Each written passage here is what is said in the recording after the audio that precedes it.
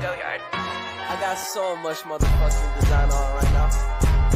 Break it down, bring it back, make it clap. I got 3 old thoughts, new block, where that thing. Bitches on my line, and you know. Assalamualaikum warahmatullahi wabarakatuh. Salam, Om Swastiastu, Namo Buddhaya, salam kebajikan. Salam sejahtera untuk kita semua. Puji dan syukur kita panjatkan kehadirat Tuhan Yang Maha Esa, karena atas berkat-Nya kita dapat berkumpul bersama di balai desa ini untuk menyelenggarakan kegiatan penyuluhan. Tapi sebelum itu, perkenankanlah saya untuk memperkenalkan diri. Nama saya Julius Fernando Sandu, saya akrab dipanggil Nando. Jadi bapak-bapak sekalian yang hadir di sini dapat memanggil saya Mas Nando ataupun Adik Nando. Saya seorang mahasiswa dari program studi administrasi rumah sakit dari Universitas Alma-Ata.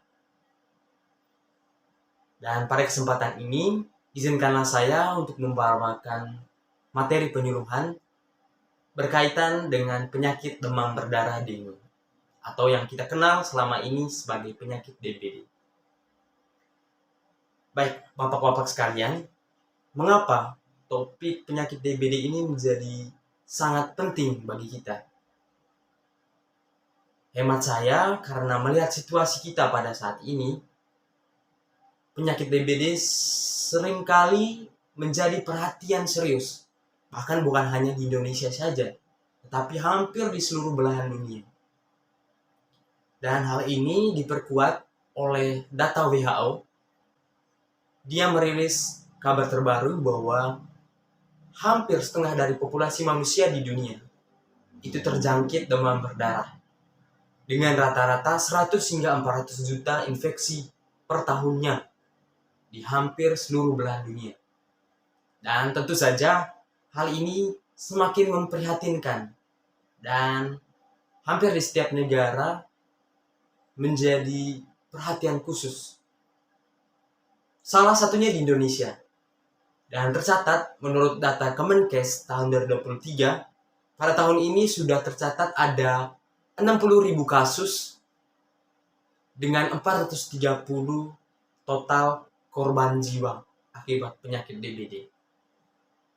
Dan salah satu daerah di Indonesia, yakni daerah istimewa Yogyakarta, itu seringkali menjadi provinsi dengan angka tertinggi kasus demam berdarah di Indonesia. Dan menariknya bapak-bapak sekalian, di kabupaten kita ini, Kabupaten Bantul tepatnya, itu seringkali menempati posisi teratas di daerah istimewa Yogyakarta dengan kasus demam berdarah tertinggi. Pada tahun ini saja, pada tahun 2023, tercatat ada 215 kasus. Dan tentu saja ini menjadi perhatian bagi kita semua. Tapi sebelum kita lanjut ke materi bapak-bapak, sebelumnya saya ingin bertanya kepada bapak-bapak sekalian, apakah sudah ada yang pernah mengikuti penyuluhan penyakit DBD sebelumnya? Silahkan angkat tangan. Oke. Saya lihat tidak ada yang mengangkat.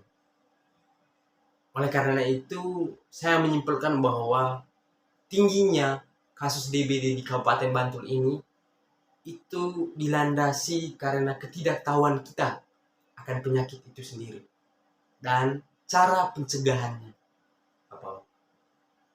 Oleh karena itu, perkenankanlah saya untuk memaparkan sedikit materi terkait penyakit DBD dan cara pencegahannya.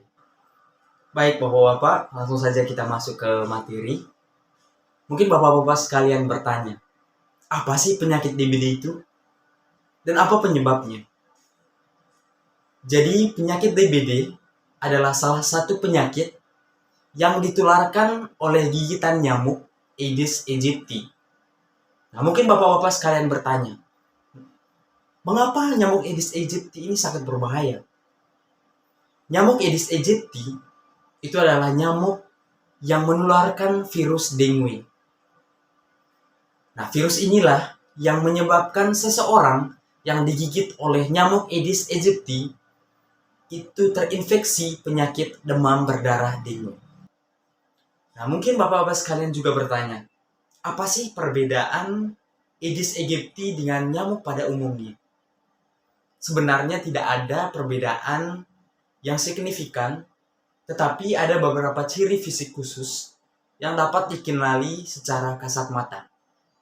Yang pertama, Aedes aegypti itu memiliki tubuh yang relatif kecil.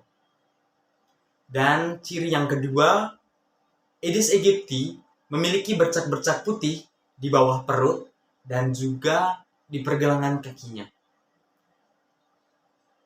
Mungkin bapak-bapak sekalian bertanya, Aedes aegypti ini berkembang biak di mana? Nah, menarik ini bapak-bapak, karena Aedes aegypti ternyata tidak hidup di sembarang tempat.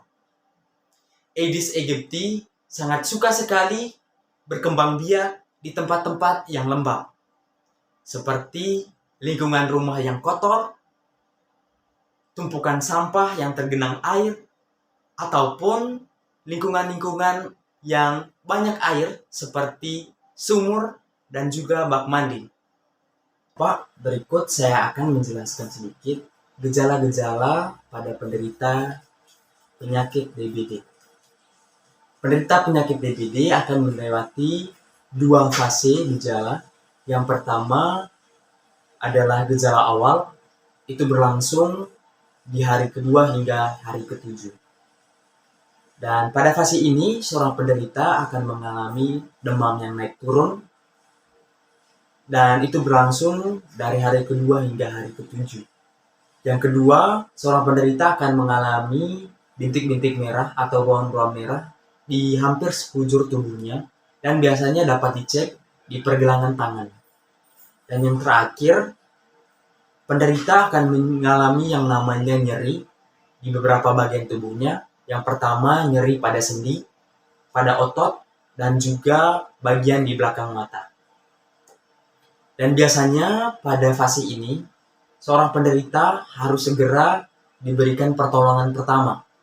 Contohnya, senantiasa diberikan cairan seperti jus buah-buahan ataupun air putih agar penderita tidak mengalami dehidrasi. Dan berikut fase yang kedua, itu adalah fase gejala lanjutan. Di fase ini, seorang penderita akan mengalami yang namanya pendarahan pada bagian mukosa mulut dan juga pencernaan. Penderita juga akan mengalami demam yang naik turun, itu berlangsung dari hari ke-8 hingga hari ke-12. Dan biasanya hal ini disertai dengan turunnya trombosit. Penderita juga akan mengalami gelisah karena sekujur tubuhnya terasa dingin. Dan biasanya pada tahap inilah seseorang harus segera dilarikan ke rumah sakit, karena bila tidak ditangani dengan tepat, maka bisa jadi seorang penderita akan mengalami kematian.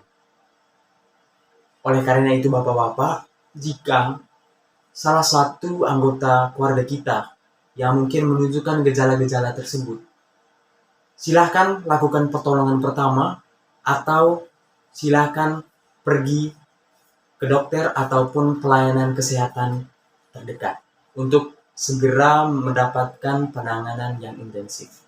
Mungkin setelah kita mengetahui apa itu DBD, penyebab DBD, dan juga gejala-gejala yang ditimbulkan oleh penyakit DBD, kita tidak bisa lagi memandang sebelah mata penyakit DBD.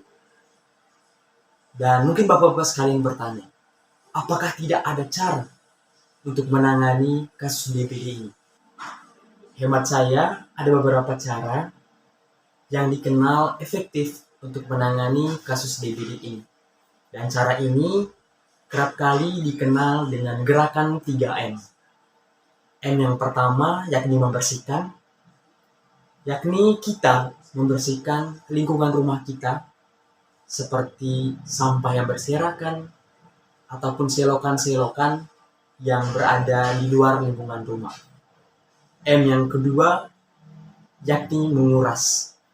Pada M yang kedua ini, kita diimbau untuk secara teratur menguras bak mandi dan juga sumur ataupun tempat-tempat penampungan air lainnya, sehingga mencegah nyamuk Aedes aegypti dapat berkembang biak dalam tempat-tempat tersebut.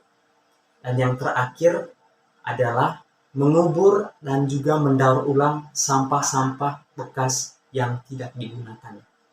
Hal ini sangat efektif karena mengingat bahwa nyamuk DBD juga hidup di area-area lembab yang tergenang air hujan. Dan salah satu penyebab air hujan tergenang adalah sampah-sampah yang masih berserakan. Oleh karena itu, kita dapat memilih dua opsi untuk menangani kasus sampah ini.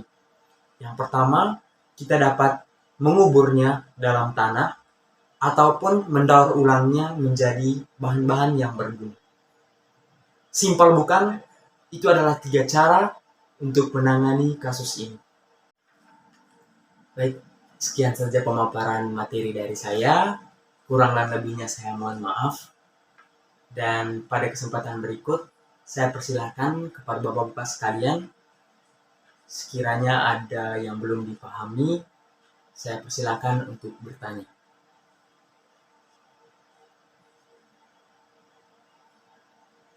Baik, karena tidak ada pertanyaan, langsung saja saya akan membagikan leaflet berkaitan dengan penyakit DBD dan cara penanganannya yang merupakan rangkuman dari pemaparan materi yang saya sampaikan. Sekiranya leaflet ini dapat menjadi pegangan dari bapak-bapak sekalian untuk senantiasa waspada terhadap penyakit DBD. Tentu saja dengan 3 cara, yakni gerakan 3M, membersihkan, menguras, mengubur, dan juga mendaur ulang. Berikut saya ucapkan limpah terima kasih untuk semua pihak yang berpartisipasi dalam menyukseskan penyuluhan hari ini, dan permohonan maaf sebesar-besarnya bila ada salah kata, tindakan, ataupun kekurangan selama proses penyuluhan ini berlangsung. Atas nama saya pribadi, saya ucapkan permohonan maaf. Semoga penyuluhan hari ini dapat memacu semangat kita untuk senantiasa hidup bersih sehingga kita terbebas dari penyakit DBD dan juga penyakit-penyakit lainnya. Sekian saja dari saya. Atas perhatian kita semua, saya ucapkan terima kasih. Assalamualaikum warahmatullahi wabarakatuh. Salam, Om Santi Santi Om, Namo Buddhaya, salam kebajikan. Selamat pagi untuk semua.